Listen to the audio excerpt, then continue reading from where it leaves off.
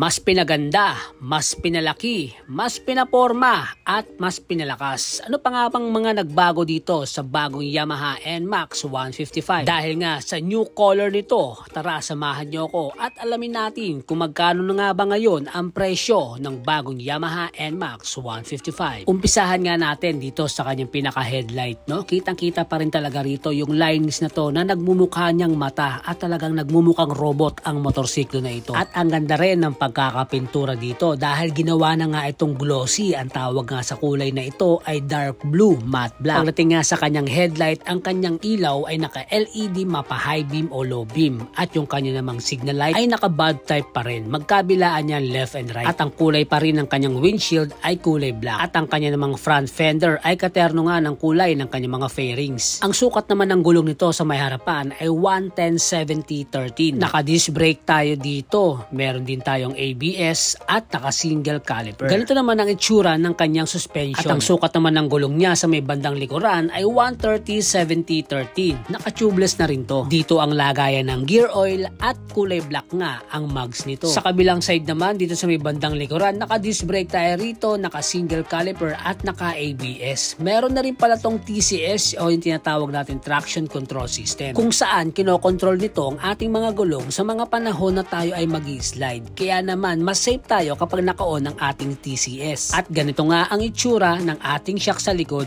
na meron dito sa Pilipinas. Ganito naman ang itsura sa may bandang ilalim kung saan merong cover para hindi basta-basta pumapasok yung mga dumi sa loob ng ating makina. Ito naman yung ating radiator. Meron siyang cover na plastic at mas malaki na siya ngayon. Ito naman yung pinaka-cover ng ating tambucho na mas sporty siyang dignan dahil nga sa kanyang pointed na itsura. Ang tapakan naman ng ating mga angkas ay aluminum kung saan meron ding tong grip para kumapit yung ating mga sapatos. Pagdating naman sa ating makina, ito nga ay liquid-cooled, 4-stroke, single overhead cam at 4-valve. Ito naman yung ating side stand kill switch. Kapag nakababa ito ay hindi tatakbo yung ating motorsiklo. Isa nga rin ito sa safety feature nitong NMAX. Mapapansin din natin ang goma na nakakover dito at nagbibigay ng suporta para hindi tumama ang bakal sa bakal. Ganun din sa ating center stand na meron ng spring at meron din mga rubber. Ito naman yung ating footboard. Magandang rubber nga ang ginamit dito dahil makapit yung goma. Meron din siyang grip para mas makapit yung ating mga sapatos. Pagdating naman sa kanyang taillight, itong part na to ay LED pa rin ang ilaw natin. Sa signal light naman ay bulb type pa rin, magkabilaan. May reflector left and right, ganun din sa may bandang ilalim ng ating tapalodo. Meron nga rin itong power socket dito sa may harapan sa may bandang left side, kung saan ito nga pag binuksan natin ay 12 volts at kailangan natin dito ng car charger na USB port para makapag-charge yung ating mga cellphones. Meron tayong select button para sa menu sa ating dashboard, high beam, low beam, left and right signal at busina. Sa right side naman nandito ang stop and start system, on and off ng hazard at syempre yung ating start button. Sa atin namang grip ay rubber na ginamit dito ay talaga namang makapit kaya masarap siyang i-throttle. Sa sukat naman ng side mirror kasya ang 4-finger kaya kitang-kita yung nasa likod natin. Dito nga sa part na to ay hinahanap ko yung park brake lock pero napansin ko nga na walang nilagay para dito sa NMAX 155. Meron nga itong Y-Connect na kung saan pwede mong i-connect itong motor na to sa iyong cellphone. Naka-smart key system na rin pala ito kaya wireless yung ating susi. Pag open mo nga nito, ito ang mga makikita natin sa kanyang digital panel. Grabe yun, diba? Very informative. Kapag pinindot mo nga ang select button, makikita mo rito sa panel ang trip 1, trip 2, trip F, battery, kung naka-on and off ang TCS sa bandang taas, change oil, change belt,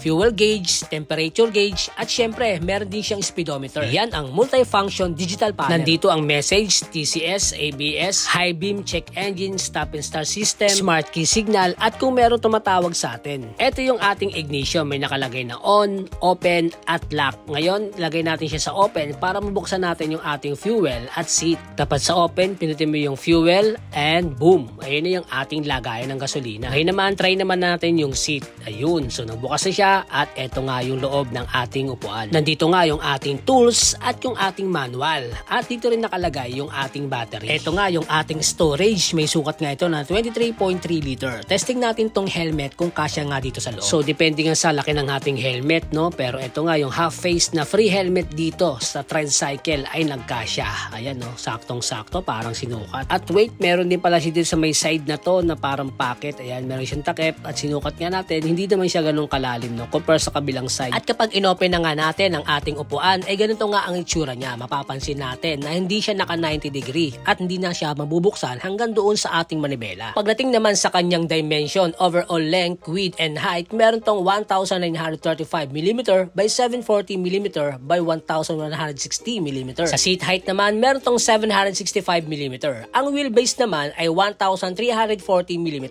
Ang minimum ground clearance ay 125mm. Kaya sa height natin na 5'4" ay kayang-kaya. At kapag nakabukas na ang kanyang mga ilaw ay mas malakas ang kanyang dating. Kapag naka-hazard tayo, ganito naman siya umilaw. Sa taillight naman natin, ganito ang itsura niya. Talagang napakalakas at ang angas ng dating. Para na nga siyang taillight ng mga kotse, di ba? Kitang-kita naman sa itsura, mabangis at maporma. At ang pinaka-importante dito ay kitang-kita tayo lalong-lalo na kapag madilim na ang paligid. Meron din palang ilaw para sa ating mga plaka, kaya visible na visible to pagdating sa kalsada. At ang displacement nga ng Yamaha NMAX, ito nga ay 155cc. Ang kanyang bore and stroke ay 58.0 by 58.7mm. Sa compression ratio, 11.6:1. Ang maximum horsepower naman ito ay 8,000 RPM, maximum torque 6,500 RPM. Ang engine oil capacity naman nito ay 1 liter. Pagdating naman sa kanyang fuel tank capacity, meron tong 7.1 liter. Kaya pwede ito sa mga long rides. Meron din pala tong variable valve actuation o tinatawag nilang VVA, kung saan pinapalakas nito ang torque sa low speed at mas lumalakas ang power sa high speed. At syempre, naka blue core ito. More power, less fuel. Kaya hindi na ako magtataka kung bakit isa rin to sa mga mabentang scooter nila pagdating sa 155cc category. Napakalaki ng gas tank, 7.1 liters kapag ikaw ay naka full tank. Liquid cooled na, meron pa siyang VVA o variable valve actuation, naka ABS dual channel, at ang pinakamaganda pa rito ay naka traction control system. Naka stop and start system na magagamit natin kapag tayo ay nasa stoplight or di kaya traffic. Talaga makakatipid tayo sa gasolina. Naka smart key system na rin siya dahil nga ito ay keyless na. LED nga ang kanyang headlight, pati na rin ang taillight. 6 bulb LED, 4 sa kanyang low beam at 2 naman sa kanyang high beam. At sa mga katulad ko na merong ang height na 5'4", ay huwag kayong mag-alala dahil kayang-kaya naman natin to at abot naman natin. Pwede to sa mga lady riders, pati na rin sa mga beginners. Kaya naman hindi na nakakapagtaka kung bakit nga napakaraming naka NMAX dito sa Pilipinas. Kaya naman kung ikaw ay naghahanap ng motorsiklo na ikaw ay magiging komportable na kung saan pwede mong gamitin sa daily rides, sa long rides, ang endurance challenge, or di kaya pansundo mo sa misis mo, or di kaya sa jowa mo. Meron nga pala tong 4 na color variation: matte green black, silver matte black, matte dark gray black, at ito nga yung pinakabagong variation ngayon. Ang tawag dito ay dark blue matte black. At available nga pala yan dito sa may Tricycle Yamaha, New Panaderos Extension, Barangay Santa Ana, Manila. Kung ikaw ang tatanungin, anong masasabi mo sa bagong color variation ng Yamaha NMAX 155 ABS? At kung magkano ang cash price at installment, eto.